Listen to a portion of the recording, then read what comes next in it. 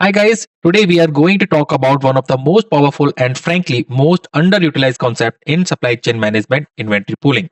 You might also hear it called risk pooling. Over the next few slides, we will go from the theory all the way to real world application. By the end, you will have a clear framework for how to think about, evaluate and implement pooling in your own supply chain. Let's dive in. Here is our roadmap for today.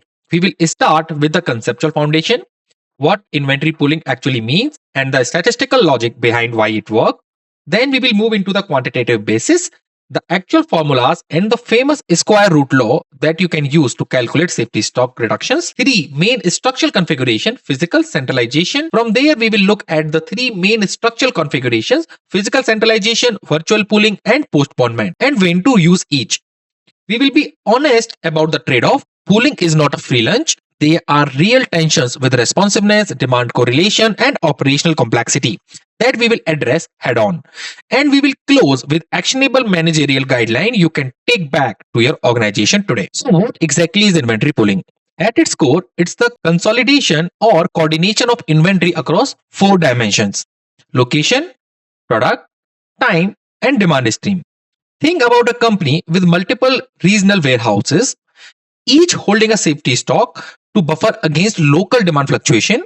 Each one of those warehouses is preparing independently for uncertainty. And that uncertainty, that demand variability is exactly what drives your inventory cost up. Here you can see these warehouse has actual demand of 10, 20 and 30, but due to some demand variability, you want to manage demand 80 here. So this is how you are increasing your inventory cost across the supply chain, which may cause you financial loss. Now imagine that you pool that demand. Instead of these multiple nervous independent stockpile, you have one or two that see the combined aggregated demand picture. And here is the key insight. When demand is aggregated, the highs and lows, the peaks and throws from different locations start to cancel out each other. The combined demand signal is smoother, less volatile, and more predictable. So here, if you combine the whole demand as 60, even by including the demand variability, you might be carrying 65 demand at the warehouse. That's the foundation. Pooling doesn't eliminate uncertainty. It exploits statistics to reduce it. And the four dimension on this slide, they are four levers you can pull or you can aggregate. You can aggregate across geography, you can aggregate across product families, you can aggregate across time, or you can aggregate across demand streams or customer segments. Each lever operates on the same underlying principle. Now let's put some math behind this intuition. The key formula here is what known as the square root law of pooling. If you have n location, each with demand standard deviation sigma, the pool standard deviation doesn't add up to n times sigma. It grows as a square root of n times sigma. That might sound abstract, so let's make it concrete. Say you have four warehouses, each with a demand standard deviation of 100 units. If you manage them independently, your total variability adds up, and so does your total safety stock. But if you pool them, your combined standard deviation is just the square root of 4, that's 2 times of 100, which is 200. Same 4 warehouse, same 4 demand stream, but by aggregating them, you have cut the relative variability in half. Per location, the variability dropped to just 50 units instead of 100.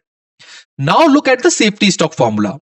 Safety stock equals Z time of sigma L. Safety stock is a direct function of variability during lead time. If pooling halves your sigma L, it halves your safety stock while maintaining the exact same service level.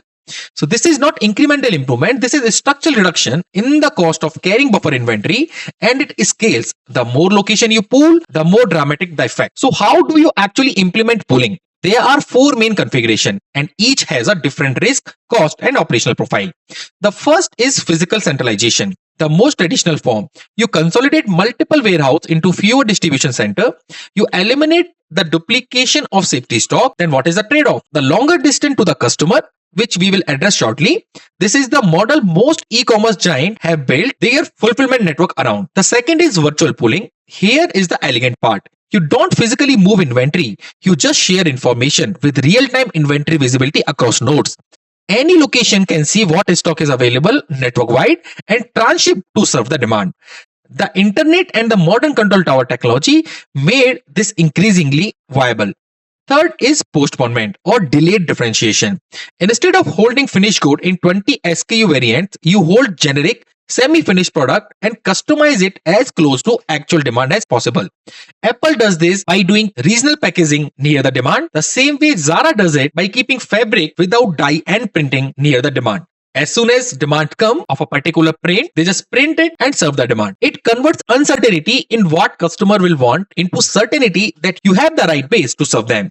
And finally, substitution pooling. Designing product families so that variants can serve each other's demand. When a customer asks for A, you are out, but B serves the need. This reduces effective demand variability without changing your physical network. You can also see this in the pharma supply chain. The pill you are looking for has a specific salt, and that salt is being created by multiple brands. So if inventory of a specific brand is out, we know that the another brand can fulfill it. Now, and I want to be direct about this, pooling is not a silver bullet. Every strategic decision has trade-offs, and inventory pooling is no exception. The first tension is between the cost and responsiveness. Yes, centralization reduces your inventory cost, but it can also increase your lead time and make you more vulnerable to transportation delays if your customer expect next day delivery. One central warehouse in the middle of the country might not cut it. The second limitation is demand correlation. The square root law we just discussed assume demand across the location is independent, or at least not strongly correlated. But what happens during a global economic downturn, a supply shock, or a pandemic? Demand across your all market moves in the same direction simultaneously. When correlation is high, the pooling benefit collapse. This is a crucial scenario to stress test. Third, operation complexity. Pooling require coordination across function, procurement, logistics, sales, finance. It demands data integration. It demands trust across silos. These are not trivial challenges, especially in a large organization. And finally, customer service risk. Longer fulfillment distance can degrade service level for customer in outlying regions. Even if your average performance improve, you need to manage this carefully, particularly for your most strategic account. Before moving ahead to the managerial guidelines, I just want to inform you about ongoing discount which is going on our channel 10 minutes for supply chain. We have multiple Excel to improve your productivity. Right now, all of those Excels are available at 10% discount. These Excels are very high in detail and they are just plug and play kind of Excels. You just need to put your data and the analysis is ready for you. If you are going to join the Insider Club membership of this channel, you will get 10% discount immediately on all of our Excels. So don't miss this chance. Do join today only. Moving ahead. So what do we do with all of this?